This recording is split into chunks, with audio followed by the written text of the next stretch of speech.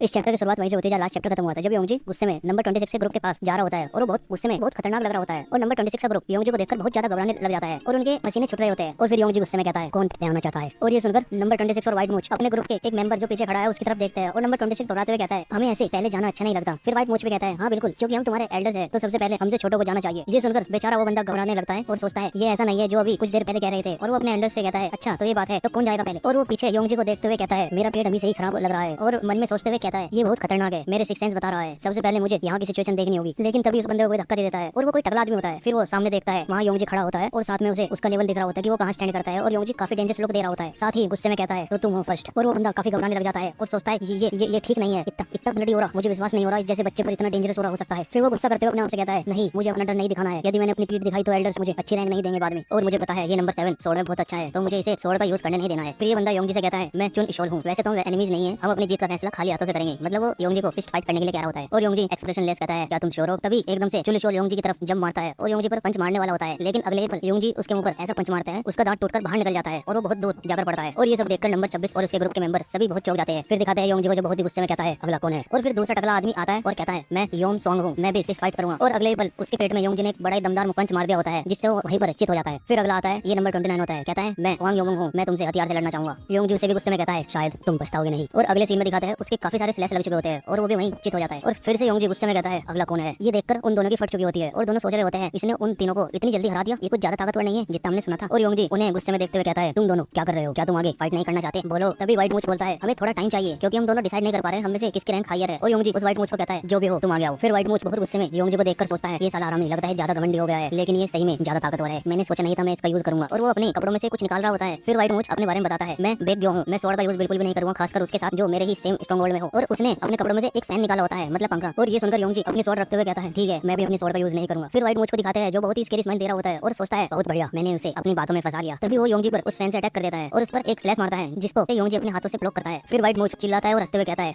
अब तुम मुझे ज्यादा ताकतवर नहीं दिख रहे हो, क्या तुम इस छोटे से फैन का भी सामना नहीं कर सकते। और पीछे नंबर 26 एक स्केरी स्माइल के साथ व्हाइट मूछ को देखते हुए सोचता है ये साला चालाक लोंडी, और इसके बारे में बताता है इसने हेनान प्रोविंस में ताकतवर डीमन बनने के लिए इसी फैन का यूज किया था, इससे खाली हाथों से लड़ने का मतलब सुसाइड करना है और ऐसा लगता है मुझे तो लड़ने की आवश्यकता ही नहीं पड़ेगी। और दिखाते हैं योंगजी को जो उसके अटैक को अपने हाथों से ब्लॉक कर रहा होता है। ब्लॉक करते हुए सोचता है ये कोई आम फैन नहीं लगता मुझे। और वहीं पर व्हाइट मूछ योंगजी पर अटैक करते हुए सोचता है मेरा फैन एक पत्थर को भी तोड़ सकता है लेकिन इस पर कोई असर ही नहीं हो रहा है, ऐसा क्यों हो रहा है। तभी योंगजी गुस्से में और भारी आवाज में कहता है तू साले बुड्ढे ये नहीं जानता है कि ईमानदार फाइट क्या होती है। और योंगजी बड़ी तेजी से अपना पंच व्हाइट मूछ के बिल्कुल मुंह के नजदीक ला चुका होता है और योंगजी ने उस पर बहुत ही दबा के पंच मार दिया होता है जिसके लगते ही व्हाइट मूछ की सिटी बिटी गुल हो जाती है जैसे कि आप देख भी सकते हैं। और वो भी बहुत दूर जाकर पड़ता है और ये देखकर माउंट ऑफ के सभी मेंबर बहुत चौंक जाते हैं। इसके बाद योंगजी चैन की सांस लेता है। फिर योंगजी अपनी स्वॉर्ड उठाते हुए नंबर 26 से कहता है तो अब तुम ही आखिरी बचे हो, अब ये बताओ तुम स्वॉर्ड का यूज करोगे या नहीं। ये देखकर नंबर 26 काफी गुस्से में आ जाता है ताकि उसकी मत्थे की नसें भी चमक रही होती है और मन में सोच रहा होता है इसने तो व्हाइट मूछ को इतनी आसानी से हरा दिया, अब ये तो अफवाह से भी ज्यादा ताकतवर है। और योंगजी बहुत गुस्से में अपनी एनर्जी रिलीज करते हुए नंबर 26 की ओर आ रहा होता है। ये देखकर नंबर 26 काफी घबरा जाता है और कहता है रुको एक मिनट रुको, मेरा कोई इरादा नहीं है इसे कंटिन्यू करने का, और वैसे भी मैं व्हाइट मूछ को देखकर हार मानता हूँ क्योंकि हम दोनों की रैंक और ताकत सेम है, इसी वजह से मैं तुमसे आगे फाइट नहीं कर सकता। फिर योंगजी गुस्से में कहता है साले बुड्ढे अपने दिमाग में ये बात चिपका ले, यदि तूने अगली बार मेरे भाइयों के साथ कुछ भी गड़बड़ी या उनका मजाक उड़ाने की कोशिश की तो तू मरेगा, समझ गया। ये सुनकर नंबर 26 गुस्से से मन में सोच रहा होता है ये हरामी मेरा अपमान तो कर रहा है, साथ ही मुझसे बदतमीजी से बात कर रहा है, इसे मैं देख लूंगा बाद में। और साथ ही मुझे विश्वास नहीं हो रहा है कि मुझे इन बेवकूफों को अपने एल्डर के रूप में इनकी सेवा करनी होगी। और योंगजी उसे घूरते हुए कहता है मेरा जवाब कहाँ है। तभी नंबर 26 झुकते हुए कहता है यस सर, मैं आप सभी को अपने एल्डर के रूप में मानकर आप सभी की सेवा करूंगा। फिर कुछ देर बाद दिखाते हैं योंगजी और उन सभी को वहां से जाते हुए। लीडर योंगजी से पूछता है तो बताओ तुम क्या खाना चाहोगे, तुम इस फाइट से काफी थक गए होंगे। और योंगजी स्माइल के साथ जवाब देता है मैं बस वही खाना चाहूंगा जो मेरे सभी भाई खाएंगे। और पीछे दिखाते हैं नंबर 26 को जो इस हार से बहुत ज्यादा चिढ़ चुका है और गुस्से करते हुए सोचता है तुम सभी को इस बेइज्जती का बदला चुकाना होगा जल्द ही। फिर सीन चेंज होता है और हमें किसी और जगह का सीन दिखाते हैं। ये नानियांग मर्चेंट यूनियन है किसी हेजा विलेज में और इसी जगह कोई आदमी भागते हुए चिल्ला रहा होता है मेरे रास्ते से हट जाओ, साथ में चीफ चीफ चिल्ला रहा होता है और ये एक पैलेस के अंदर भागा जा रहा होता है। और दिखाते हैं एक बंदे को उस पैलेस के अंदर वो चाय की चुस्के ले रहा होता है। देखने में ऐसा लगता है कि आदमी यहाँ का लीडर या चीफ है। तभी वो आदमी भाग कर आता है, कहता है चीफ बहुत बड़ी गड़बड़ हो गई है, जो हमने अफवाह सुनी थी वे सभी सच है। सिम यांगकाक और बेग्यो वे दोनों 5 पिग स्ट्रॉन्गहोल्ड में देखे गए हैं और ये नंबर 26 और व्हाइट मूछ के बारे में बात कर रहा होता है। और सामने वो चीफ चाय पीते हुए कहता है ओ ठीक है। वो गार्ड झुकते हुए कहता है चीफ अगर दुनिया को पता चल गया कि हेनान प्रोविंस के 3 डीमन में से 2 डीमन 5 पिग माउंटेन में जुड़ गए हैं तो माउंट ऑफ हमसे ऊपर उठ जाएगा और उनकी इज्जत बढ़ जाएगी। और अभी गुजरी सर्जरी तो काफी सारे मर्चेंट से उनका सामना हुआ और वे सभी उन माउंट ऑफ के लोगों से काफी डरे हुए थे और उन सभी का काफी खौफ फैल चुका है मर्चेंट ग्रुप्स में। फिर हमें इस चीफ का नाम दिखाया जाता है, इसका नाम ली मुरियांग है। कहता है ये तो और भी इंटरेस्टिंग होता जा रहा है, वैसे ये बताओ तुम उन दोनों में से कौन वहाँ का लीडर बना है। और इसे ऐसा लगता है जैसे नंबर 26 या व्हाइट मूछ में से कोई माउंट ऑफ का लीडर बना होगा। और भाइयों जैसे कि आपको पता ही है 5 पिग स्ट्रॉन्गहोल्ड में ही माउंट ऑफ आता है और 5 पिग स्ट्रॉन्गहोल्ड में कोई और हाइड आउट नहीं है माउंट ऑफ के अलावा। और इसी वजह से हमारे फर्स्ट ब्रदर मतलब लीडर 5 पिग स्ट्रॉन्गहोल्ड के भी लीडर ये चीफ है। और अब आप सोच सकते हैं माउंट ऑफ के लीडर के पास कितना बड़ा हिस्सा साथ में दबदबा है और इसी वजह से यहाँ बाहरी लोग ज्यादा अट्रैक्ट हो रहे हैं। और अब ये सभी चीजें आगे आती फिर मैंने कंफ्यूजन ना हो इस वजह से बता दिया है। Okay let's come to the topic. वो गार्ड घबराते हुए कहता है वहाँ का लीडर तो अभी भी पोंग युंगचो ही है जो हेवन और अर्थ की ब्लेड टेक्निक यूज करता है और अफवाह के हिसाब से माने तो वे दोनों रैंक फाइट में हार गए व्हाइट मूछ और नंबर 26। और ये सुनकर वो चीफ हंसते हुए कहता है ये तो इम्पॉसिबल है, मुझे यकीन है तुम्हारी इन्फॉर्मेशन गलत होगी। वे दोनों जो हेनान प्रोविंस में 3 डीमन में से 2 डीमन है और साथ में वे दोनों फेमस है अपनी ताकत और मार्शल आर्ट की वजह से, मुझे नहीं लगता वे हार गए होंगे। और वो गार्ड हिचकिचाते हुए कहता है इसी के साथ उनके ग्रुप में 30 या उससे ज्यादा मेंबर हो गए हैं और अब तो वे दोनों भी उन्हीं के ग्रुप में हैं, तो हमें क्या करना चाहिए। और वो चीफ अपनी गद्दी से उठते हुए कहता है कोई नहीं, ये भी अच्छी न्यूज़ है, मैं इसी से उन दोनों से परेशान रहा हूँ। मुझे हमेशा से उन दोनों के साथ हेनान प्रोनेंस के ग्रेट डीमन में से एक कहलाए जाने से नफरत थी। यहाँ में पता चलता है ये भी उन्हीं 3 डीमन में से एक है। इसका मतलब वे दोनों और इसे मिलाकर 3 डीमन बनते हैं हेनान प्रोनेंस के। फिर वो चीफ वहाँ से जाते हुए कहता है इसके अलावा हम 5 पीक माउंटेन के बैंडिट्स को अब वो ज्यादा किसी भी मर्चेंट ग्रुप को परेशान और लूटने नहीं देंगे। उन्होंने हमारे पेशेंस की सीमा पार करवा दी है और हम इस मौके का उन बैंडिट्स और साथ ही उन दोनों बेकार गुड्डों से छुटकारा पाने में यूज करेंगे। वो गार्ड धीमी आवाज में कहता है चीफ वे लोग ऐसे नहीं है जिनको हमें कम समझना चाहिए। और वो चीफ कहता है हमें नानी मर्चेंट यूनियन पर भरोसा करना चाहिए। और तुमने कहा कि उनके पास 30 मेंबर या ज्यादा है ना, लेकिन हमारे पास तो उनसे 3 गुना ज्यादा लोग हैं। और दिखाया जाता है इसके यूनियन के लोगों को जो काफी सारे लोग हैं। और यहीं पर ये चैप्टर खत्म होता है। चैप्टर की शुरुआत में हमें 5 पीक स्ट्रॉन्ग होल्ड दिखाया जाता है रात के समय में, और यहाँ कुछ लोग आराम कर रहे होते हैं और कुछ चौकीदारी कर रहे होते हैं, मतलब काफी शांत माहौल होता है। और एक रूम में योंगजी को दिखाते हैं, वो अपनी स्वॉर्ड को चमका रहा होता है और साथ ही उस स्वॉर्ड में तेज धार कर रहा होता है। तभी वहाँ एक टकला आदमी आता है पानी का कटोरा लेकर और योंगजी से कहता है सैन ब्रदर आप बहुत अच्छा काम कर रहे हो, क्या आप पानी लेना चाहेंगे। और जब ये टकला बैंडिट योंगजी को पानी दे रहा होता है तो कहता है मैं बहुत सरप्राइज हुआ जब आपने हेनान के ग्रेट डीमन बेग ग्यो को आसानी से हरा दिया, मुझे बहुत खुशी हुई ये देखकर। योंगजी कहता है ये तो कुछ भी नहीं था, हेनान में केवल कमजोर लोग हैं। और यारों मैं लास्ट चैप्टर में एक बात बतानी भूल गया था, देखिए यहाँ डीमन कोई भूत प्रेत या किसी और दुनिया से आए किसी चीज को नहीं कहा है, ये सिर्फ एक उपाधि है जो उन्होंने उनकी पावर को और मार्शल आर्ट को देखकर दी गई है। फिर वो टकला बैंडिट योंगजी से कंफ्यूज होते हुए पूछता है सैन ब्रदर आपने फाइट में अपने स्वॉर्ड को ऐसे खड़ा क्यों कर दिया था। और योंगजी पानी पीते पीते उसकी बातें बस सुन रहा होता है। वो टकला बैंडिट कहता है पहले समय में लोग कहा करते थे एक मार्शल मास्टर पेड़ की एक पत्ती से ही सामने वाले आदमी को काट सकता है, और मेरे मन में ये बात उस खड़ी स्वॉर्ड को देखकर याद आ गई थी। और योंगजी ये सुनकर बहुत चौंकते हुए कहता है किसी इंसान को एक पेड़ की पत्ती से काट देना, मैंने पहले कभी ऐसा नहीं सुना कि ऐसे भी कोई मार्शल आर्टिस्ट है। फिर वो टकला आदमी वहाँ से जाते हुए कहता है मुझे माफ करना सैन ब्रदर, मुझे लगता है मैं ज्यादा ही बोल गया और धन्यवाद आपके हार्ड वर्क के लिए। और योंगजी ये सब सुनकर गंभीरता से सोचने लगता है और मन में कहता है एक मार्शल मास्टर जो किसी भी इंसान को सिर्फ एक पत्ती से काट सकता है, ये तो बहुत ही अविश्वसनीय है और मुझे ऐसी स्किल पाने के लिए पता नहीं कितनी मेहनत करनी होगी, और यदि ऐसा कोई इंसान इस दुनिया में है तो मैं उससे मिलना जरूर चाहूंगा। फिर दिखाते कुछ देर बाद अब काफी बैंडिट्स अपनी जगह पर बैठे बैठे सो रहे हैं और उन्हीं में से एक बैंडिट बाहर कुछ आवाज सुन के चेक करने जाता है स्ट्रॉन्ग होल्ड की बाउंड्रीज पर, और वो नींद से में होता है। लेकिन तभी उसके सामने कुछ दिखता है जिससे उसकी पूरी नींद उड़ जाती है और वो चौंक जाता है। और दिखाते हैं बाहर से बहुत सारे फायर एरोज आ रहे होते हैं, मतलब आग के तीर, और वो बैंडिट बहुत तेज चिल्लाता है बाहर से फायर एरो आ रहे हैं, हम दुश्मनों ने हमला किया है। और योंगजी भी पीछे मुड़कर देखता है कि वहाँ इतना शोर क्यों हो रहा है। वो देखता है हमारी जो सुरक्षा के लिए बाउंड्रीज थी वे सभी आग में जल रही है। फिर वो भी चिल्लाता है ओ शिट। तभी ये शोर सुनकर लीडर भी अपने रूम से बाहर आता है और ये देखकर थोड़ा शौक हो जाता है। वो चिल्लाता है सभी शांत रहो और लड़ने के लिए तैयार हो जाओ। और वहीं पर एक बैंडिट लीडर के पास आकर कहता है लीडर इस हिसाब से तो हमारी भारी दीवारें सभी बहुत जल्द जल जाएगी, मैं बाहर उनसे लड़ने और आग बुझाने के लिए जाऊंगा। और लीडर उससे कहता है रुको एक मिनट। और ये सुनकर लीडर थोड़ा सोचे पड़ जाता है और सोचता है 5 पीक स्ट्रॉन्ग होल्ड में सिर्फ एक ही मेन गेट है जिससे हम बाहर आ या जा सकते हैं। यदि हम आग से बचने के लिए बाहर जाते हैं तो हम बाहर इंतजार कर रहे दुश्मनों के हाथों में सीधे ही आ जाएंगे। हम उन खरगोशों की तरह हो जाएंगे जब शिकारी खरगोश के बिल के बाहर आग जला देता है और खरगोश आग से बचने के लिए सीधा बिल से बाहर भागने लगता है और वो आसानी से शिकारियों के हाथों में आ जाता है। और लीडर अपने लोगों की तरफ देखता है जो बाहर भागने की कोशिश कर रहे होते हैं, सोचता है ये साले बेवकूफ। फिर लीडर बहुत तेज चिल्लाता है सभी सुनो बाहर मत जाओ और सभी आग से दूरी बनाए रखो ताकि आग तुम तक नहीं पहुंच पाए। और अब हम दूसरी दीवार बना रहे हैं। और अगले सीन में दिखाया जाता है वे सभी लीडर की बात सुनकर उसकी बातों पर अमल करने लगते हैं और दीवार बनाने लग जाते हैं। और पीछे खड़ा योंगजी काफी ज्यादा गुस्से में आ जाता है और दांत पीसते हुए मन में कहता है तुम्हारी हिम्मत कैसे हुई हमारी स्ट्रॉन्ग होल्ड में आग लगाने की, तुम जो भी हो बस इंतजार करो मेरा। फिर सीन चेंज होता है और सुबह में दिखाया जाता है योंगजी के स्ट्रॉन्ग होल्ड के बाहर बहुत ज्यादा धुआं हो गया है और वहाँ कुछ भी सही से नहीं दिख रहा होता है। उनकी दीवारों की कुछ जली हुई लकड़ें नीचे पड़ी हुई होती है। और फिर हमें उस आदमी को दिखाया जाता है जिसने ये काम कराया था, कहता है ये सिर्फ माउंटेन बैंडिट्स है लेकिन इनमें थोड़ा तो दिमाग है। और सोचने की बात यह है इतने सारे एरो छोड़ने के बाद भी किसी ने बाहर भागने की कोशिश नहीं की, दिमाग है। और दिखाते हैं ये वही आदमी होते हैं जो लास्ट चैप्टर में दिखाया गया था, इसका नाम ली मुरियांग जो नानियांग मर्चेंट यूनियन का चीफ है। कहता है कितने अफसोस की बात है, हम इसे बहुत आसानी से खत्म कर सकते थे लेकिन अभी भी कुछ नहीं बिगड़ा है। फिर वे रस्सियां फेंककर बची हुई खड़ी दीवारें उन्हें वे खींचकर नीचे गिराने लगते हैं और उस चीफ के पीछे खड़े कुछ चमचे उसे मक्खन लगाने लगते हैं। कहते हैं यूनियन चीफ आप तो सच में बहुत ही गजब है, आपके दिमाग में ये आग वाला आइडिया आया कैसे। दूसरा कहता है हाँ बिल्कुल, हमें तो एक उंगली भी नहीं उठाने की जरूरत पड़ी उन्हें खत्म करने के लिए। फिर वो चीफ ये तारीफ सुनकर खुश होते हुए कहता है एक बार बस ये भारी दीवार गिर जाए तो हम अपने ज्यादा मेंबर की सहायता से उस छोटे से ग्रुप को आसानी से खत्म कर देंगे। लेकिन तभी वो सामने देखकर काफी ज्यादा चौंक जाता है और ये क्या, और साथ ही पीछे के लोग भी काफी चौंक जाते हैं। और चीफ कहता है ये कब है उन्होंने। फिर दिखाया जाता है सामने योंगजे ग्रुप ने एक नई दीवार खड़ी कर दी होती है और उन चमचों में से एक बोलता है क्या यहाँ एक और दीवार थी पहले से ही। फिर दूसरा बोलता है अब हम क्या करें, हमारे पास तो तेल भी खत्म हो गया है, ऐसा लगता है हमारी स्ट्रेटेजी फेल हो गई। फिर तीसरा उन दोनों से कहता है चुप रहो तुम दोनों, क्या तुम मरना चाहते हो, तुम्हें नहीं पता हो कितना ज्यादा घमंडी है। और ये सब सुनकर वो चीफ बहुत ज्यादा गुस्सा कर रहा होता है। तभी वो चीफ गुस्से में हंसते हुए कहता है शांत रहो सभी लोग, मुझे पहले से अनुमान था इस चीज का। ओ तो इन बैंडिट्स ने अपना दिमाग लड़ाया है तो ठीक है मैं दूसरी स्ट्रेटेजी अपनाऊंगा। फिर दिखाते हैं एक बैंडिट उस दीवार में से बाहर देख रहा होता है। बाहर वो चीफ अपने हाथों में एक एक्स निकाल लेता है और उसकी गुलाड़ी में वही एनर्जी या या ऑरे से कवर होती है और वो स्ट्रॉन्ग बॉडी की तरफ आ रहा होता है। ये देखकर वो बैंडिट जो बाहर देख रहा था चिल्लाता है, कोई बंदा कुल्हाड़ी लिए हमारी तरफ आ रहा है, हमें क्या करना चाहिए लीडर। और कोई बैंडिट चिल्लाता है, क्या बात कर रहे हो, कोई बंदा हमारी तरफ आ रहा है वो भी अकेले। पहला बैंडिट रिप्लाई करता है, हाँ सिर्फ एक कुल्हाड़ी के साथ। और नंबर 26 जो कार्टूनी फेस के साथ दिखाया जाता है गुस्सा करते हुए कहता है, कौन है साला बेवकूफ आदमी जो अकेले ही कुल्हाड़ी लेकर आ रहा है, क्या उसे लगता है वो इन लकड़ियों को अपनी कुल्हाड़ी से काट देगा। और नंबर 29 भी ऐसे ही कार्टूनी फेस के साथ गुस्सा करते हुए कहता है, सही कहा आपने एल्डर, मुझे भी बहुत बड़ा बेवकूफ लगता है। फिर नंबर 26 कहता है, मैं भी तो देखूं ये साला है कौन। और वो दीवार से बाहर देखने लगता है और वो देखता है बाहर चीफ अपनी एक्स लिए उनकी तरफ आ रहा होता है। और नंबर 26 घबराते हुए कहता है, ये नहीं हो सकता, ये तो हेवनली स्वॉर्डमैन ली मुरियांग है। और वो मुड़कर चिल्लाते हुए कहता है, मुझे लगता है हमारे खिलाफ मतलब हमारे सामने नानयांग मर्चेंट ग्रुप है और ये लीडर है नानयांग मर्चेंट यूनियन का, साथ ही ये हैनान के 3 डिमन में से एक है। ये सुनकर योंगजी गुस्से में चिल्लाकर कहता है, इसका मतलब दुश्मनों का लीडर बिल्कुल हमारे सामने है। और वहाँ के सभी लोग उसे देखने लगते हैं और फिर बाहर दिखाया जाता है वहाँ चीफ वॉल के पास पहुंच चुका होता है और वॉल पर अटैक करते हुए कहता है, इन 2 कोड़ी की डॉगों ने मेरा मजाक उड़ाने की हिम्मत कैसे की। और वो वॉल पर बहुत तेज अटैक करने लग जाता है और कहता है, ये बकवास दीवार मेरी एक्स घुमाने से ही टूट जाएगी। और एक अटैक से उस दीवार में थ्रेड आ जाती है और वो चीफ हंसते हुए कहता है, देखा मैंने कहा था ना ये कितनी आसानी से टूट जाएगी। और इसे देखकर भी लगता है इस बंदे ने कितनी आसानी दिखाई होगी और उसे ऐसा लगता है कि दीवार बस टूट ही गई। लेकिन तब वो सामने देखता है जिसे देखकर काफी चौंक जाता है, सामने योंगजी उस दीवार को अपनी एक स्लैश से ही तोड़ दिया है और वो चीफ की तरफ भागा आ रहा होता है और उस स्लैश से चीफ भी पीछे की ओर घिसर जाता है।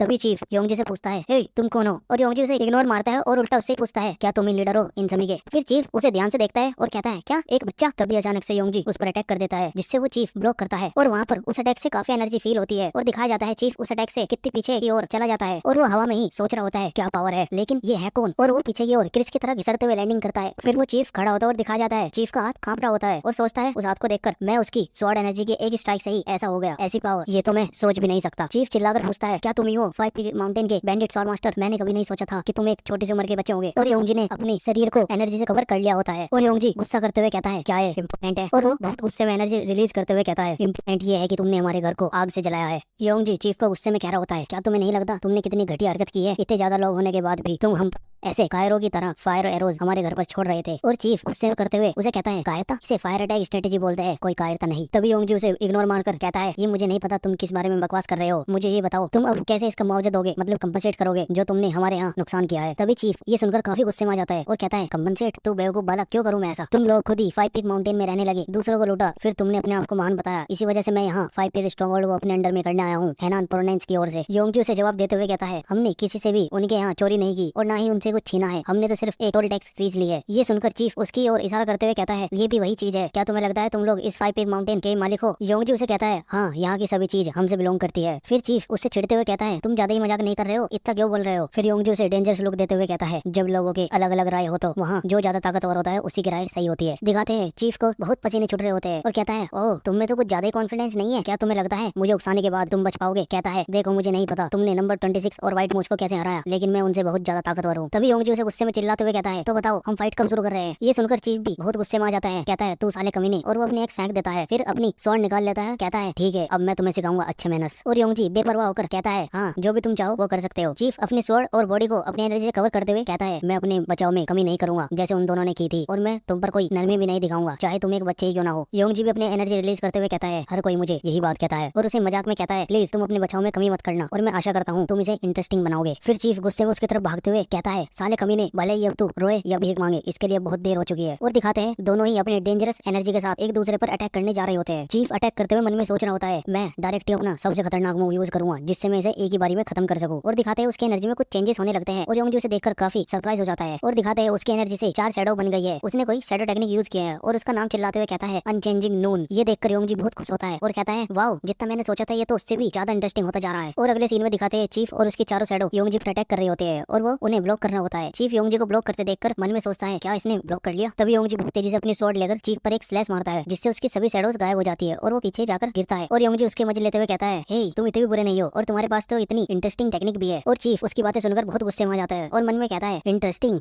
ये ब्लॉक तो बस इसका तुक्का था। अनचेंजिंग नून माउंट हुआ सेक्ट की मार्शल आर्ट है, लेकिन ऐसा कोई तरीका नहीं जिसे कोई भी आम बैंडिट इसे ब्लॉक कर सके। फिर चीफ उससे चिढ़ते हुए चिल्लाता है, मुझे बस ये बताओ तुम हो कौन, कहाँ से हो और कौन सा मार्शल आर्ट यूज करते हो। योंगजी उसे कहता है, मैं demon sling blade technique use करता हूँ और ये टेक्निक मुझे मुझे मेरे सेकंड ब्रदर ने सिखाई है। और चीफ ये सुनकर कंफ्यूज हो जाता है और कहता है क्या क्या कहा तुमने? डीमन स्लेइंग ब्लेड टेक्निक, ये तो एक मॉन्क टेम्पल में सिखाई जाती है। और योंगजी उससे हंसते हुए कहता है क्यों, है ना गजब, और अब तक इसके एक अटैक से ज्यादा कोई और नहीं झेल पाया है, लेकिन तुमने झेला, तुम इतने भी बुरे नहीं हो। मुझे थोड़ा सा मजा आया तुम्हारी वो टेक्निक देखकर, क्या मैं भी उसकी नकल कर सकता हूँ? फिर चीफ उसकी बातों को चिढ़ते हुए कहता है क्या तुम अनचेंजिंग नून की नकल करना चाहते हो? तुम कुछ ज्यादा ही गांडी नहीं हो, ट्राई करो अगर तुम कर सकते हो। ये तुम्हारी इस थर्ड क्लास ब्लेड टेक्निक की तरह नहीं है जो उसे आता जाता कोई भी यूज कर लेगा। और अगले ही पल दिखाते हैं योंगजी ने अपनी एक शैडो बना दी होती है और ये देखकर सभी बहुत शौक हो जाते हैं और उसकी किंग शैडो चीफ पर अटैक करने लग जाती है। और चीफ कहता है इसने तो सही में कर दिखाया, बिल्कुल मेरी तरह। सोचता है कि कैसे है ये पॉसिबल। और फिर हमें काफी दिनों बाद नरेटर की आवाज सुनाई जाती है, कहता है ली मुरियांग बहुत शौक हुआ था ये देखकर, अनचेंजिंग नून लास्ट मूव है और साथ ही 6 कॉम्बिनेशन स्वॉर्ड टेक्निक से बनी मिस्टीरियस टेक्निक है माउंट वास एक्ट की। 6 combination sword technique plum blossom sword technique का ही बेस है। ये टेक्निक माउंट वास एक्ट में सभी डिसेबल को सिखाई, चाहे वो इनर हो या बाहरी डिसेबल हो। यहाँ तक कि इनर डिसेबल को भी बहुत ज्यादा दिक्कत होती थी इस मिस्ट्री को समझने के लिए, लेकिन ली मुरियांग जो बाहरी डिसेबल होते हुए भी इसे समझ सका और बना मार्शल मास्टर जो तूफान लाया हेनान प्रोविंस में। वो जिस मार्शल आर्ट को सीखकर गर्व करता था वो घमंड एक ही सेकंड में टूट गया। अब दिखाते हैं चीफ को जिसकी ये सब देखकर फट चुकी है और मन में सोचता है ये तो इम्पॉसिबल है, ये ऐसी टेक्निक नहीं है जो कोई इसे देखकर एक बारी में ही सीख जाए। फिर दिखाते हैं चीफ उसकी तरफ अटैक के लिए भागते हुए सोचता है कोई नहीं, बस मुझे शांत रहना है, मैं जानता हूँ अनचेंजिंग नून इससे भी बेहतर टेक्निक है। और वो योंगजी को घूरते हुए सोचता है बस इन सभी में से एक रियल बॉडी है और ऐसे में जो सबसे पीछे होगा वही रियल बॉडी होगी। और फिर जैसे ही उसके एक अटैक लगता है वो वहीं खड़ा रह जाता है और उसके स्वॉर्ड से कई जगह कट लगते हैं। वो दर्द में सोचता है रुको एक मिनट,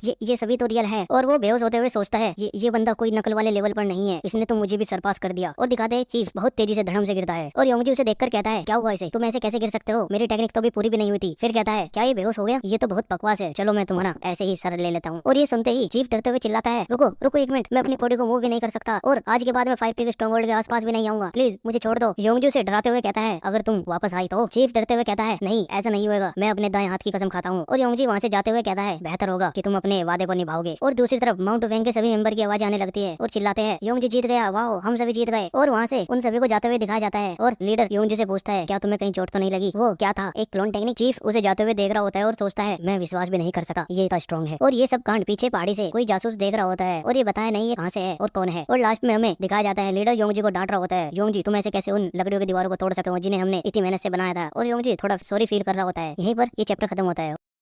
इस चैप्टर की शुरुआत में हमें मानसू मर्चेंट ग्रुप की जगह दिखाई जाती है। यहाँ पर एक आदमी अभी हाल ही में घटी कुछ घटनाओं की रिपोर्ट दे रहा होता है और कहता है 3 बड़े मर्चेंट यूनियन एक एक करके नीचे गिर गए और यहाँ तक कि हम मानसू मर्चेंट यूनियन और नानिंग मर्चेंट यूनियन जो दोनों हेनान प्रोविंस में एरिया को शेयर करते थे हम भी हार गए। और आप सभी कह सकते हैं यहाँ पर पावर बैलेंस में बहुत बड़ा बदलाव आया है। फिर वहाँ दूसरा आदमी पूछता है क्या सही में हेवनली स्वॉर्डमैन सचमुच हार गया था? यह सोचने की बात है कि वो यंग बैंडिट इतना ताकतवर कैसे हो सकता है। फिर से रिपोर्टर कहता है ये अफवाह एजे विलेज के सभी गुंडे बदमाशों तक फैल गई होगी और ये लोग भी उनमें जुड़ने की कोशिश करेंगे। इसी के साथ 5 पीक स्ट्रॉन्गहोल्ड के सदस्यों की संख्या संभवतः और भी बढ़ जाएगी। फिर वही दूसरा आदमी सोचते हुए कहता है हमारे लिए यही बेहतर होगा कि उनकी संख्या बढ़ने से पहले ही हमें उन पर हमला कर देना चाहिए, मुझे बहुत चिंता है उनकी संख्या बढ़ने से। तभी वहाँ एक बंदा बोलता है वो यंग बैंडिट ग्रीन फॉरेस्ट के commander chief the heaven destroying demon lord का स्टूडेंट भी हो सकता है और इसके अलावा और कोई मतलब ही नहीं है कि वो इतना ताकतवर है। वही बैठा मूंछ वाला आदमी निराश होते हुए कहता है हाँ ये सेंस बनाता है क्योंकि ये तभी सामने आया जब हेवन डिस्ट्रॉइंग डेमन लॉर्ड अपना साम्राज्य बढ़ाने की कोशिश कर रहा था। और वो घबराते हुए कहता है यदि वो सच में ही हेवनली डिस्ट्रॉइंग डेमन लॉर्ड का स्टूडेंट हुआ तो यही बेहतर होगा कि हमें इससे दूर रहना चाहिए। लेकिन तभी अचानक से चौथे बंदे को गुस्सा आ जाता है और सामने रखी टेबल को ही तोड़ देता है अपना मुक्का मार के और चिल्लाता है चुप करो बकवास, हम कैसे उन बेकार बैंडिट से भाग सकते हैं। और उस बंदे के हाथों से खून निकल रहा होता है। कहता है क्या तुम जानते हो यदि हमने ऐसा किया तो मानसू मर्चेंट यूनियन एक हंसी का पात्र बन जाएगा पूरे हेनान में। क्या तुम्हें लगता है ऐसे डरपोक यूनियन का कोई फ्यूचर हो सकता है? और फिर इस बंदे के बारे में दिखाया जाता है इसका नाम टोर्नेडो स्वॉर्डमैन सांग मुचुन है और ये मानसू मर्चेंट यूनियन का लीडर है। और वहीं उसे देखकर वहाँ के सभी लोग डर जाते हैं। उनमें से एक घबराते हुए कहता है तो क्या करें हम, क्या तुम हेवनली स्वॉर्डमैन के सेम लेवल के भी हो, क्या तुम उस यंग बैंडिट को हरा सकते हो? और ये सुनकर वो लीडर संग बहुत ही सोच में पड़ जाता है और उसके पसीने छूटने लगते हैं। फिर मन में कहता है बिल्कुल भी नहीं, मैं उस यंग बैंडिट के लेवल का बिल्कुल भी नहीं हूँ। और वो उसी दृश्य को याद करते हुए कहता है यदि मैंने उसे लड़ने से पहले उस पर ध्यान न दिया होता तो शायद मैं भी ली मुरियांग की तरह वहीं पड़ा होता। वो बहुत ही ताकतवर है। धत्तेरी की, क्या वो सही में हेवनली डिस्ट्रॉइंग डेमन लॉर्ड का स्टूडेंट हो सकता है? और यहाँ में पता चलता है कि ये वही बंदा है जो लास्ट चैप्टर में 5 पीक स्ट्रॉन्गहोल्ड में जासूसी कर रहा था। कहता है शिट, मुझे हो गुआंग प्रोविंस जाना होगा। पीछे सभी ये सुनकर बहुत चौंक जाते हैं। लीडर संग कहता है जाओ मेरे लिए वही कीमती लॉन्गजिंग चाय की पत्ती लाओ जो हमें वेस्ट लेक से मिली थी। और पीछे दूसरा आदमी चिल्लाकर कहता है यूनियन लीडर आप कैसे ऐसे समय में हुआंग प्रोविंस जा सकते हैं? यदि आप गए तो यहाँ की सिचुएशन और भी बदतर हो जाएगी। और लीडर संग उसे घूरते हुए कहता है तुम एक नंबर के गधे हो, क्या तुम भूल गए हुआंग प्रोविंस में क्या है? तभी वो बंदा कुछ चीज सोचकर बहुत सरप्राइज होता है और उसे याद आता है। कहता है हुआंग प्रोविंस, हाँ उसमें तो वुडांग माउंटेन्स है। फिर लीडर संग क्रीपी स्माइल के साथ कहता है बिल्कुल सही कहा तुमने, जैसे कि मैं वहाँ का बाहरी डिसाइपल हूँ, मैंने वुडांग सेक्ट की मार्शल आर्ट सीखी है और मेरे मास्टर है वुडांग सेक्ट के एल्डर सेज चुनजी। और उसी के साथ के बंदे ये सुनकर काफी चौंकते हैं और खुश भी हो जाते हैं। और एक कहता है सेज चुनजी, क्या वही जो वुडांग सेक्ट में सबसे फेमस टीचर है और साथ ही वे मार्शल आर्ट सिखाने में भी बहुत अच्छे हैं। लीडर संग ये सुनकर खुश होता है। कहता है आखिरकार तुमने भी अपना दिमाग चलाना शुरू कर दिया है। और वो वुडांग सेक्ट के बारे में बताता है। कहता है वुडांग सेक्ट उन 10 ग्रेट सेक्ट में से एक है। उस जगह के डायरेक्ट डिसाइपल वे उस लेवल पर है जिनकी हम कल्पना भी नहीं कर सकते। यदि मैं मास्टर से कह पाया और उन डायरेक्ट डिसाइपल में से किसी को अपने साथ ला पाया तो वो बच्चा उनके सामने एक डेड बॉडी के समान ही लगेगा। और भले ही वो हेवनली डिस्ट्रॉइंग डेमन लॉर्ड का स्टूडेंट क्यों ना हो, लेकिन वुडांग सेक्ट के डायरेक्ट डिसाइपल के सामने वो भी छोटा और अनुभवी होगा। और वो जैसे ही दुनिया से गया समझो 5 पीक स्ट्रॉन्गहोल्ड भी गिर गया। फिर सीन चेंज होता है और मैं एजे विलेज के बाजार में दिखाया जाता है। यहाँ पर कोई लड़की बहुत सारा खाना को देखकर खुशी के मारे चिल्ला रही होती है, वाह ये सब सचमुच एक सपने की तरह लग रहा है, ये बहुत ही महंगा खाना है। फिर दूसरी लड़की कहती है, हाँ मैंने सुना है एजा विलेज के सबसे बढ़िया रेस्टोरेंट है और यहाँ खाना उससे भी लाजवाब है। फिर हमें उन दोनों लड़कियों को दिखाया जाता है जिसमें हायुम और एक नई लड़की होती है। उन दोनों की आंखें खाने को देखकर बहुत चमक रही होती है और हायुम बहुत खुश होते हुए कहती है, मेरी इच्छा थी कि मैं मरने से पहले ऐसे रेस्टोरेंट में जाऊं और वहाँ की सभी चीजें ऑर्डर कर लूं जो भी मुझे खाना है। आज ये इच्छा पूरी हो गई। और दूसरी लड़की भी खुश होते हुए बोलती है, क्या ये ठीक रहेगा, ये सच में बहुत महंगा खाना है। और उन दोनों लड़कियों की आंखें काफी चमक रही होती है उस खाने को देखकर। तभी हायुम बोलती है, तुम्हें चिंता नहीं करनी चाहिए इसके बारे में। और चिल्लाते हैं, देखो तो कौन आया है हमारे साथ, हैनान प्रोविंस का सबसे ताकतवर मार्शल आर्टिस्ट योंगजी है हमारे साथ। और बेचारा शर्मिला योंगजी कहता है, ऐसा नहीं है, मैं कैसे ताकतवर हूँ हैनान प्रोविंस में जब तक फर्स्ट ब्रदर हमारे पास है। और ये सुनकर हायुम योंगजी को कन्विंस करते हुए कहती है, ऐसा नहीं है, ये तो यहाँ का बच्चा जानता है कि तुम सबसे ज्यादा ताकतवर हो। और भाइयों इस बेचारे योंगजी को आज भी ऐसे लगता है कि इससे ऊपर के सभी भाई मतलब सिक्स ब्रदर योंगजी से काफी ताकतवर है, बस वे अपनी ताकत शो नहीं करते, इसको ऐसे लगता है, लेकिन ऐसा कुछ नहीं है, आपको तो बताइए। फिर योंगजी कहता है, देखिए मैं नहीं जानता है और मुझे लगता है तुम कुछ ज्यादा ही तारीफ कर रही हो मेरी, और ये कपड़े काफी महंगे लगते हैं, क्या मैं इनमें ठीक लग रहा हूँ? और देखो तुम हमारे यहाँ और भी बंदे जुड़ रहे हैं, तुम्हें ज्यादा सावधान रहना चाहिए। हायुम एक्साइटेड होते हुए कहती है, बिल्कुल सही कहा तुमने, वैसे भी 5 पीक स्ट्रॉन्गहोल्ड को तुमने बहुत सारा पैसा कमा कर दिया है। दूसरी लड़की भी कहती है, हाँ बिल्कुल स्ट्रॉन्गहोल्ड आपका बहुत शुक्रगुजार है। और वो एक तगड़ा क्यूट फेस बनाते हुए कहती है, इसी वजह से हमें इतनी महंगी ट्रीटमेंट मिल रही है। और सेकंड ब्रदर ने हमें बहुत सारे पैसे देते हुए कहा था कि तुम लोग जब तक खाना खाना तब तक तुम्हारा पेट न फट जाए, और साथ ही तुम सबको अच्छे कपड़े भी पहनने हैं। योंगजी कहता है, क्या सही में ऐसे ही कहा था? और हायुम एक्साइटमेंट के साथ खड़े होते हुए कहती है, हाँ ऐसे ही कहा था, आज में हमें आज के पूरे दिन का आनंद लेना है वापस जाने से पहले। फिर योंगजी चाय पीते हुए दूसरी लड़की से पूछता है, वैसे मैंने तुम्हें अब तक कभी नहीं देखा है, हाँ क्या नाम है तुम्हारा? ये सुनकर वो लड़की काफी शर्मा जाती है और हिचकिचाते हुए कहती है, मैं हाँ सोब्युक हूँ, मैंने पिछले हफ्ते ही ज्वाइन किया है। हायुम हंसते हुए बोलते हैं, ये खूबसूरत है ना, इसी की वजह से हमारे पूरे स्ट्रॉन्गहोल्ड में इसकी खूबसूरती का रुखा मचा हुआ है, और ये हेजा विलेज में काफी खूबसूरती की वजह से फेमस है। और योंगजी भी कहता है, क्या सच में? और सोब्युक हिचकिचाते हुए बोलती है, नहीं नहीं ऐसा नहीं है, और पीछे किसी आदमी को दिखाया जाता है। फिर हायुम कहती है, मुझे पता है तुम यहाँ से इसलिए भागी थी क्योंकि तुम्हें यहाँ कुछ फेमस बदमाश शादी के लिए डरा धमका रहे थे। और जब ये हंसी मजाक कर रहे होते हैं तो उनके पीछे से कोई आदमी चलकर आ रहा होता है, और ये आदमी क्रीपी स्माइल के साथ कहता है, मैंने कहा था ना अगर तुम्हें किसी मुसीबत में पड़ जाओ तो भागकर सीधा मेरे पास आ जाना। और ये सब उसे सोब्युक को कह रहा होता है, और वो टकला आदमी से डराते हुए कहता है, मैंने तुम्हें यहाँ कई दिनों से नहीं देखा, तुम्हें पता है मैं कितना चिंतित था। और ये आवाज सुनकर सोब्युक बहुत डर जाती है और दूसरी हायुम को तो कुछ फर्क ही नहीं पड़ रहा होता है। फिर हायुम अजीब सा मुंह बनाते हुए सोब्युक से पूछती है, क्या यही है वो बदमाश? और सोब्युक डरते हुए कहती है, हाँ यही है। वो टकला कहता है, एक बदमाश, जब तुम ऐसी बात करती हो ना मेरे दिल पर छुरी चलती है। और हायुम उसे निडर होकर कहती है, ओए टकले, क्या तुम सीधा अपने रास्ते पर नहीं जा सकते इससे पहले कि तुम्हें यहाँ कोई मार पड़े? और मैं इस खाने के टेबल को पलटवाना नहीं चाहती, तुम्हें अपनी जान तो प्यारी है ना, ये हम दोनों पक्षों के लिए सही रहेगा। और वो टकला उसे एक डरावनी स्माइल देते हुए कहता है, जान प्यारी क्या बकवास है, यहाँ तो तेरी जान जाने वाली है। और वो सोब्युक के कंधे पर अपना हाथ रख देता है, उसे डरावनी आवाज में कहता है, मुझे विश्वास नहीं हो रहा है, तुम कैसे ऐसे शब्द सुन सकती हो मेरे बारे में? क्या तुम इस लोंडिया को नहीं बताओगी मैं कितना डरावना आदमी हूँ? और साथ में तुम्हें मुझसे दूर भागना बंद कर देना चाहिए, मेरी सहन शक्ति बहुत कम है। और फिर सोब्युक के कंधे को और भी टाइट करके दबाने लगता है। तभी ये देखकर योंगजी उसे गुस्से में कहता है, ओए वहीं रुक, देखो आज मैं बहुत अच्छे मूड में हूँ, मैं 10 तक गिनूंगा, यदि तू तब तक चला गया तो तेरी जिंदगी बख्श दूंगा। और वो टकला ये देखकर हंसने लग जाता है, कहता है, ओए बच्चे क्या तुम मुझसे ही बात कर रहा था? और योंगजी उस पर ध्यान न देकर वो गिनना शुरू कर देता है, 10 9। ये देखकर वो टकला बहुत गुस्सा हो जाता है, साले तू। और हायुम उसके बीच में ही बात काटकर कहती है, तुम्हें अब यहाँ से भागने की आवश्यकता है, नहीं तो तुम मरोगे। और वो टकला हंसी में कहता है, ए तुम इतना अहंकारी मत बनो, क्या तुमने हेजा विलेज के गुआंग योंगचुल का नाम नहीं सुना? और हायुम कहती है, बिल्कुल भी नहीं, कौन है? लेकिन तुम ये नहीं जानते हम कौन है। फिर टकला एटीट्यूड के साथ कहता है, अच्छा कौन हो तुम जो इतने घमंडी बन रहे हो? और हायुम उसे साइड से घूरते हुए कहती है, हम 5 पीक स्ट्रॉन्गहोल्ड है और ये सामने बैठा बंदा हम बैंडिट में से सबसे तगड़ा स्वॉर्डमैन है जिसके अब बहुत चर्चे चल रहे हैं। और ये सुनकर उस टकले की फट जाती है, कहता है कि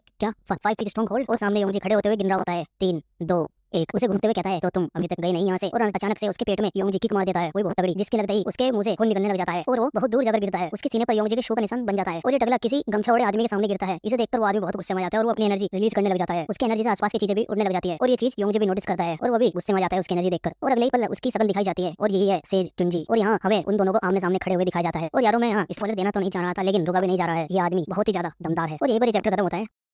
इस चैप्टर की शुरुआत में हमें योंगजी और उस मास्टर सेज चुंजी से मिलने से पहले का सीन दिखाया जाता है। दिखाते हैं लीडर संग अपने मास्टर को फॉलो करते हुए पूछ रहा होता है, मास्टर आप क्यों बिना बताए यहाँ पर आए? यदि आप मुझे बता देते तो मैं आपको लेने आ जाता, क्योंकि ये रास्ते सेफ नहीं है अकेले चलने के लिए। और मास्टर उसे इग्नोर करते हुए सीधे चल रहा होता है। संग मुचुन भागते हुए मास्टर से कहता है, मैंने एक घोड़ा बग्गी मंगवाई थी, अगर आप यहाँ थोड़ा सा वेट करें तो मैं आपको आराम से मर्चेंट यूनियन तक पहुंचा दूंगा। और संग बहुत ही चिंता करते हुए धीमे से पूछता है, लेकिन क्यों आप पर्सनली आए हैं मास्टर? फिर हमें यहाँ मास्टर का सही से इंट्रो दिखाया जाता है, ये है वुडांग सेक्ट के एल्डर सेज चुंजी। और संग चिंता करते हुए कहता है, मास्टर आप कहाँ जा रहे हैं? ये कहते हुए वो वहीं रुक जाता है और टेंशन में अपने माथे को पकड़कर मन में सोचता है, ये चीज मुझे बहुत पागल बना रही है, पता नहीं मास्टर क्यों आए हैं यहाँ पर। सोचता है ये कहानी पूरी तरह से अलग है। इस केस में जब डिसाइबल शामिल होता है और जब एक एल्डर शामिल होता है, यदि लोगों को पता चल गया कि मानसू मर्चेंट यूनियन ने एक छोटे मोटे बैंडिट के लिए अपने एल्डर मास्टर सेज चुंजी को यहाँ पर बुलाया है, तो हमारी इज्जत क्या रह जाएगी इस मूरी वर्ल्ड में। और जिस चीज का उसे डर होता है उसी चीज की गोसिप बराबर गली में लोग कर रहे होते हैं। उनमें से कहता है, मैं सच बता रहा हूँ, संग मुचुन डर गया होगा शायद जब उसने सुना होगा ली मुरियांग एक हिट में ही हार गया है, लेकिन फिर भी क्या वुडांग सेक्ट के एल्डर को इस चीज में शामिल होने की जरूरत थी? एक कहता है, हाँ वो एक बच्चे की तरह वहाँ कब गया होगा, एल्डर एल्डर मुझे बचाइए इस तरह से। और वे सब लोग संग मुचुन का मजाक बना रहे होते हैं, जिसे पीछे से संग मुचुन भी सुन रहा होता है और गुस्सा करते हुए कहता है, ये साले कमीने लोग। तभी उसकी ये बात सुनते ही मास्टर एकदम रिस्पॉन्स करते हैं, कहते हैं, मैं विश्वास नहीं कर सकता तुम इस बाजार में छोटी सी गपशप से ही इतना चिढ़ और गुस्से में आ सकते हो। मास्टर उसे साइड से घूरते हुए और दमदार आवाज में कहते हैं, तुम्हें अभी भी बहुत कुछ सीखने की जरूरत है। और ये सुनते ही संग की बहुत बुरी तरह फट जाती है, कहता है, मुझे माफ कर दीजिए मास्टर। और सेज चुंजी संग को कहते हैं, इस इंसिडेंट के बाद तुम्हें तुम्हें आइसोलेटेड ट्रेनिंग में जाना होगा और वहाँ पर तुम्हें अपने माइंड और बॉडी की ट्रेनिंग करनी है। और आइसोलेटेड ट्रेनिंग एक बंद रूम में होती है जहाँ पर उस बंदे को कोई भी डिस्टर्ब नहीं कर सकता। फिर चुन झुकते हुए कहता है यस मास्टर। तभी मास्टर सामने देखता है और ये वही सीन होता है जहाँ लास्ट चैप्टर खत्म हुआ था। योंगजी ने अपनी एक किक से ही टेबल तोड़ दी और उस टकले बंदे को भी मारकर बहुत दूर फेंक दिया होता है। अब योंगजी और मास्टर दोनों को आमने सामने खड़े हुए दिखाया जाता है और इनके आसपास बहुत भीड़ लग जाती है, जिसे देखकर संग कहता है अब यहाँ पर किस बात का हंगामा हो रहा है, और आवाज मारते हुए कहता है मास्टर क्या आप ठीक है। तभी वो सामने देखकर बहुत चौंक जाता है और मन में कहता है कि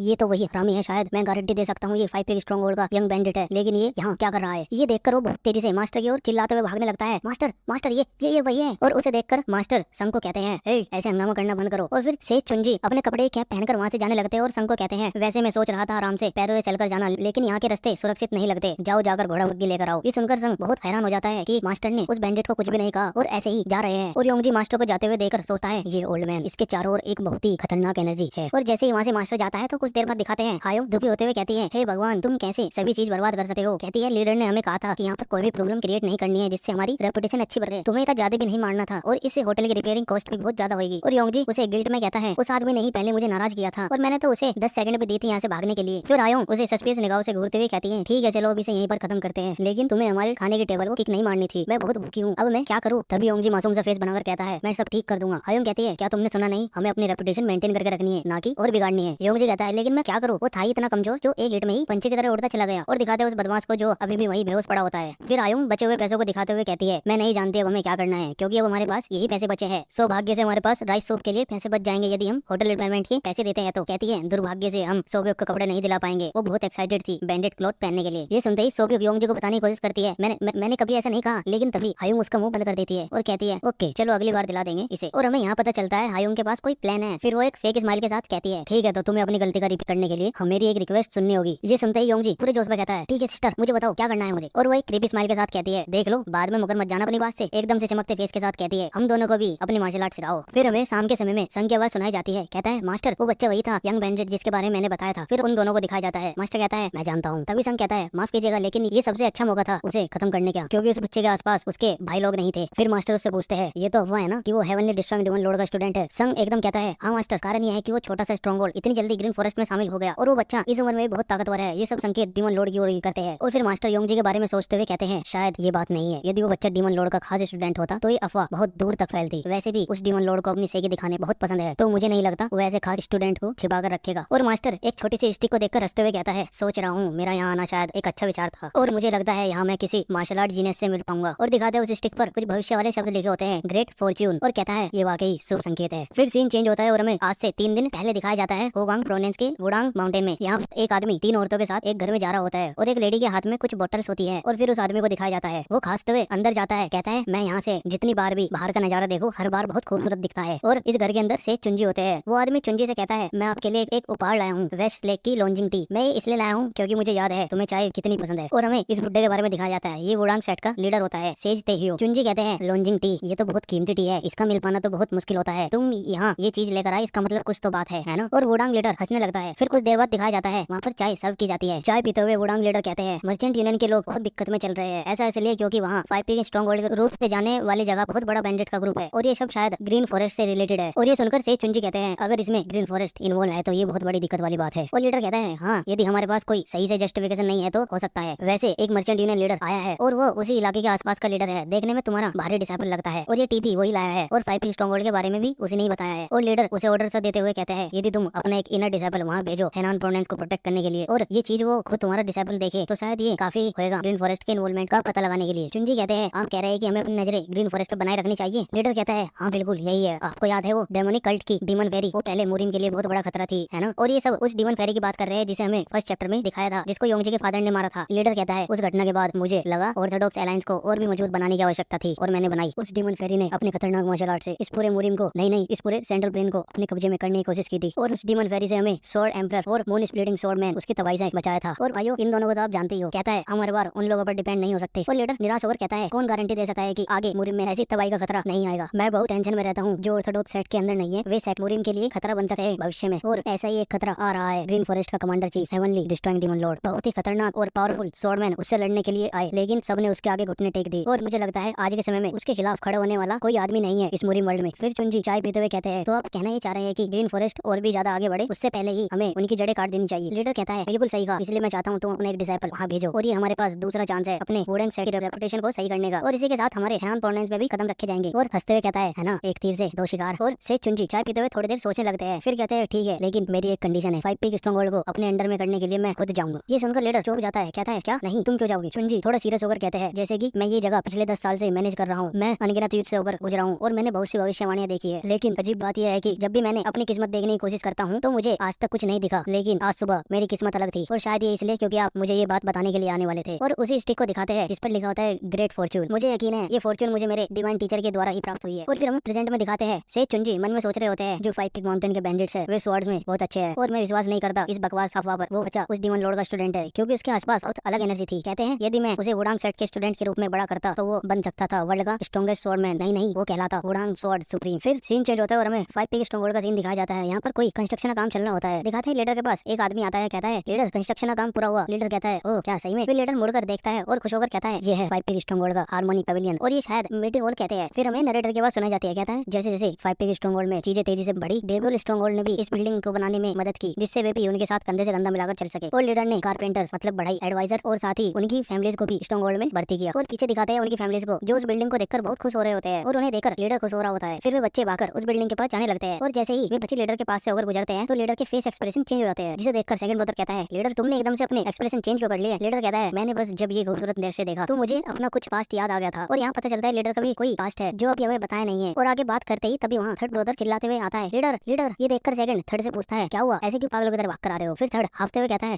क्या आपने योंगजी को देखा है? मैंने सुना है वो हायोंग और सोबेक को अपना मार्शल आर्ट सिखाने जा रहा है। मैं भी चाह था उससे पूछना, लेकिन वो तो मुझे दिख ही नहीं रहा है। तभी सेकंड हंसकर पीछे की ओर इशारा करते हुए कहता है तुम तो लेट हो गए हो, वो अभी जंगल में गए हैं। और फिर हमें जंगल में उन तीनों को दिखाया जाता है। योंगजी उन दोनों से कहता है अब जो तुम सीखने वाले हो उसे ब्रीथिंग मेथड बोलते हैं, और उसके साथ साथ तुम्हें 300 शब्द भी याद करने होंगे। और फिर योंगजी उन दोनों को ब्रीथिंग मेथड करके दिखाने लगता है कि उन्हें कैसे करना है, और उसके साथ कहता है जो भी लोग 9 हेवन एनर्जी को प्राप्त करना चाहते हैं उन्हें सबसे पहले अपने दिल और दिमाग को जीतना होगा। और फिर वो 9 हेवन एनर्जी के बारे में बताने लगता है, और साथ ही 300 शब्द को बोलने लगता है। और योंगजी की ये बातें सुनकर हायोंग परेशान हो जाती है और चिल्ला कहते हैं योंगजी। और योंगजी भी सामने देखता है, कहती है ये तो बहुत ज्यादा हार्ड है। और साथ में शोक भी कहती है मुझे लगता नहीं मैं 100 वर्ड भी याद कर पाऊंगी। और फिर बेचारा मासूम योंगजी बोलता है हाँ है तो हार्ड, लेकिन अगर तुम इसे 10 साल तक प्रैक्टिस करोगी तो तुम जल्दी सीख जाओगी। फिर योंगजी कहता है ठीक है तो अपनी आंखें बंद करो और जैसे जैसे मैं कहता हूँ वैसे ही तुम धीरे धीरे करते चले जाओ। और वे भी जोश में तो नहीं लेकिन कहती है ठीक है। और योंगजी उन्हें बताने लगता है अपनी आंखें बंद करो, और वे दोनों भी अपनी आंखें बंद करके नीचे बैठ जाती है। योंगजी कहता है अब अपनी ब्रीथिंग पर फोकस करो और वे कैसे कैसे फ्लो हो रही है उन्हें फील करो। फिर कुछ समय बाद दिखाते हैं योंगजी एक आंख खोलकर देखने लगता है और मन में कहता है चलो देखो तुम्हें क्या वे सही कर रहे हैं। और वह सामने देखकर उसकी बोलती बंद हो जाती है। देखता है हायोंग और सोबेक दोनों से एनर्जी फ्लो हो रही होती है, पिंक और येलो कलर की, और सरप्राइज होकर कहता है ये मेरा पहली बार है किसी को ट्रेनिंग करते हुए देखना। और फिर योंगजी कहता है चलो मुझे भी अपनी ट्रेनिंग पर लग जाना चाहिए, पता नहीं कुछ चीजें जो मुझे समझ नहीं आ रही है। और वो भी मेडिटेशन की फॉर्म में बैठ जाता है और साथ ही वे 9 हेवन शब्द दोहराने लगता है। फिर कुछ समय बीता है और शाम हो जाती है। फिर दिखाते हैं हायोंग अपनी आंख मलते हुए कहती है योंगजी क्या हम चले? और जैसे ही वो सामने देखती है तो काफी सरप्राइज हो जाती है। और साइड में सोबेक भी उठती है तो उसे तभी हायोंग एकदम कहती है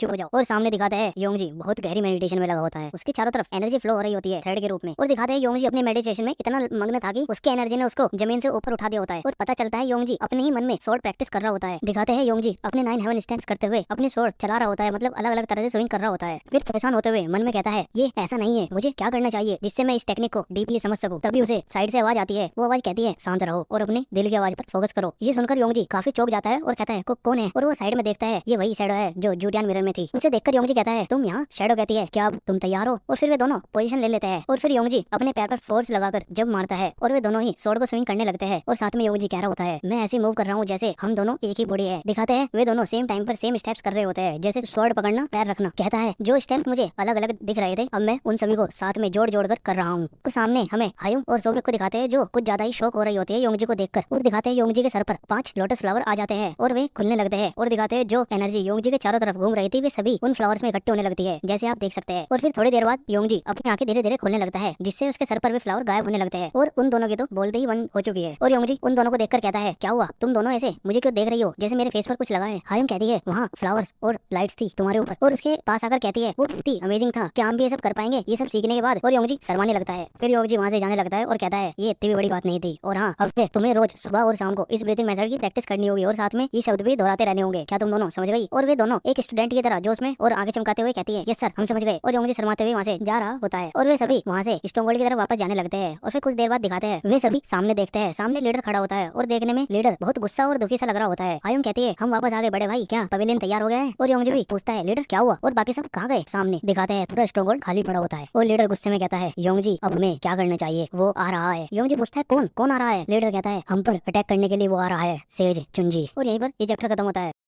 इस चैप्टर की शुरुआत में दिखाते हैं हार्मोनी पवेलियन में, उसके अंदर सभी स्ट्रॉन्गहोल्ड के मेंबर होते हैं और लीडर अपने चेयर पर बैठा होता है। पूछता है क्या सभी लोग यहाँ से दूर भाग गए? तो मेरे भाइयों अब मंजू मर्चेंट यूनियन ने इस लड़ाई में सेज चुंजी को भी इन्वॉल्व कर लिया है और वे सभी हम पर हमला करने की राह पर है। फिर लीडर अपने सभी भाइयों से पूछता है तो आप सभी क्या चाहते हैं? तभी फोर्थ ब्रदर कहता है वे यहाँ पर कल तक आ जाएंगे तो क्या हमें यहाँ इस जगह को छोड़कर भाग लेना नहीं चाहिए? ये सुनकर लीडर बहुत गुस्से में आ जाता है। फिर लीडर नंबर 26 से पूछता है 26 अगर तुम्हें कोई प्लान पता हो तो हमें बताओ। और नंबर 26 क्रीपी स्माइल के साथ कहता है क्या तुम सबको लगता है ये छोटी मोटी ट्रिक्स काम आएगी सेज चुंजी के ऊपर? तभी सेकंड ब्रदर चिल्लाकर बोलता है तो तुम बताओ हमें क्या करना चाहिए? फिर नंबर 26 चिढ़ते हुए बोलता है क्या तुम सब अभी भी नहीं समझे? 5 पिग स्ट्रॉन्गहोल्ड बस यहीं तक था। फिर वो सेज चुंजी के बारे में बताता है सेज चुंजी एल्डर है वुडांग सेक्ट के और वे वुडांग सेक्ट में सबसे ताकतवर है, यहाँ तक कि वे हेवू प्रोनेंस में भी सबसे ताकतवर है और उनका हर एक स्टूडेंट इतना ताकतवर है कि तुम सोच भी नहीं सकते। और तुम सब ऐसे मॉन्स्टर के खिलाफ लड़ने की बात कर रहे हो, बस प्रार्थना करो कि हम सब अपनी गर्दन के साथ सही सलामत निकल जाए। और बस वे फिर आपस में ही बातें करने लगते हैं तो फिर हमें क्या करना चाहिए? फिर दूसरा कहता है हमें सबसे भागना है। और पूछता है कहाँ? कहता है जहाँ भी हम जा सकते हैं। और इनकी बातें सुनकर लीडर बहुत ज्यादा गुस्से में आता है और कहता है सब शांत रहो। फिर वो लीडर साइड में देखता है और योंगजी से पूछता है तो योंगजी तुम क्या सोचते हो? और सभी ब्रदर्स योंगजी की तरफ देखने लगते हैं और योंगजी शांत सोच रहा होता है। फिर थोड़ी देर बाद कहता है मैं नहीं जानता। और ये बात सुनकर सभी की बोलते बंद हो जाती है। फिर नंबर 26 बहुत तेज चिल्लाकर बोलता है देखो यदि हम यहीं रुके रहे तो हम बिना फालतू में ही मारे जाएंगे। और फिर वो मुड़कर जाने लगता है और कहता है मैं जा रहा हूँ और मेरे पास ऐसा कोई प्लान नहीं है मैं यहाँ पर रुककर अपनी मृत्यु का वेट करूँ। और बाकी के मेंबर भी एक दूसरे को देखने लगते हैं और फिर दिखाते हैं वे भी वहाँ से जाने लगते हैं और कहते हैं मैं भी मरना नहीं चाहता, सेज चुंजी आ रहे हैं, हमें यहाँ से जल्द से जल्द निकलना होगा। और वे सभी वहाँ से निकल रहे होते हैं। फिर नंबर 9 जो ली चुलसन का दोस्त होता है वो साइड में देखता है और देखता है ली चुलसन वहीं खड़ा है। कहता है ली चुलसन क्या तुम नहीं आ रहे हमारे साथ? और ली चुलसन उसकी बात सुनकर थोड़ी देर सोचने लगता है और वो कुछ नहीं बोलता। फिर वह पीछे देखते हैं उन दोनों लड़कियों की तरफ और फिर वो हायुंग की तरफ गौर से देखकर कहता है मैं नहीं जा रहा हूँ। फिर नंबर 9 चिल्ला और कहता है क्या तुम मजाक कर रहे हो? तुम यहाँ मरना चाहते हो सिर्फ एक औरत के लिए? और ली चुलसन कहता है ये कोई मैटर नहीं करता है, मैं कह रहा हूँ बस मुझे यहाँ रुकना है और मुझे माफ कर दो। और नंबर 9 वहाँ जाते हुए गुस्सा कर रहा होता है और कहता है अब यहाँ कोई बात ही नहीं बची करने के लिए, मैं जा रहा हूँ। बचे हुए ब्रदर्स आपस में बात कर रहे होते हैं और काफी परेशान होते हैं। सोबिक और हायुंग एक दूसरे को समझ रही होती है। फिर लीडर कहता है अब सिर्फ हम 10 ही बचे हैं। कहता है आपका बहुत बहुत शुक्रिया मेरे साथ खड़े रहने के लिए। फिर लीडर अपनी आंख बंद करके सोचता है। कहता है वैसे देखा जाए तो नंबर 26 ने जैसा कहा था हमें यहाँ से भाग जाना चाहिए, लेकिन यहाँ एक नया पवेलियन है और साथ में नए कंस्ट्रक्टेड घर भी है। और वो उन बच्चों और औरतों के बारे में सोचते हुए कहता है और यहाँ पर ऐसे लोग हैं जो 5 पिग स्ट्रॉन्गहोल्ड में वापस आएंगे। और लीडर यही सब सोचते हुए अपनी मुट्ठी को बहुत तेज दबाने लगता है गुस्से में। और दिखाते हैं पूरे हॉल में काफी शांति हो चुकी है और इस हॉल के ऊपर एक खिड़की होती है जिसमें से हवा आ रही होती है और दिखाते हैं उसमें से पत्ते भी उड़कर आने लगते हैं जिन्हें योंगजी नोटिस करता है और एक पत्ता योंगजी के हाथ में आ जाता है और वो कुछ सोचता है। फिर वह एकदम अपनी मुट्ठी बंद करता है और कहता है लीडर, जिससे वे सभी लोग योंगजी की तरफ देखने लगते हैं क्या सेज चुंजी ऐसा आदमी है जो एक पत्ती से किसी भी इंसान को कट कर सके? लीडर ये सुनकर थोड़ा सोचे पड़ जाता है और कहता है एक पत्ती से नहीं, मुझे नहीं लगता कि चुंजी ऐसे कर सकते हैं। और मनी मन कह रहा होता है और